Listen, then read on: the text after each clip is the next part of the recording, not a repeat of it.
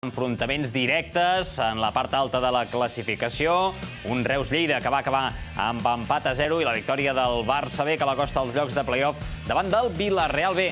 El líder que veu com ara el Reus se li acosta a 2 puntets amb el Cornellà com a tercer, que va guanyar el seu partit i es consolida dins dels llocs de play-off.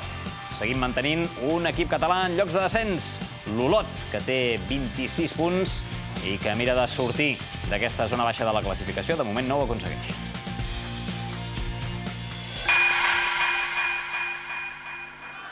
El Reus i el Lleida s'hi jugaven punts importants per continuar perseguint els seus objectius. Tots dos volien sumar, però sobretot volien evitar una derrota que signifiqués un pas enrere.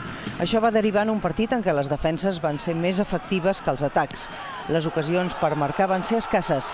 Edgar i Àlex Colorado van tenir la més clara per al Reus, ben solucionada pel porter Iván Crespo. Una volea de Marc Martínez i una rematada fora d'equi també haurien pogut fer avançar el Lleida.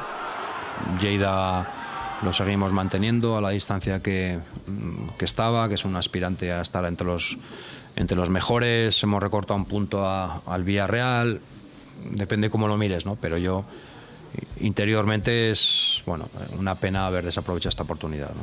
Sí, es un punto muy bueno, un punto muy positivo contra un pedazo de equipo en su casa. La verdad es que yo creo que es un punto para seguir sumando y para sentirnos orgullosos del trabajo de los jugadores. No hi va haver gols, però sí algunes jugades compromeses per l'àrbitre.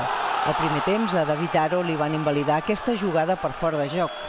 I a la represa va ser el Lleida qui va reclamar penal quan Frank Arbia va enviar la pilota a córner amb la mà. Precisament d'aquest córner en va sorgir una nova oportunitat per Equi. L'empat acosta el Reus a 2 punts del Villarreal B i fa que el Lleida continuï a només un dels llocs de play-off.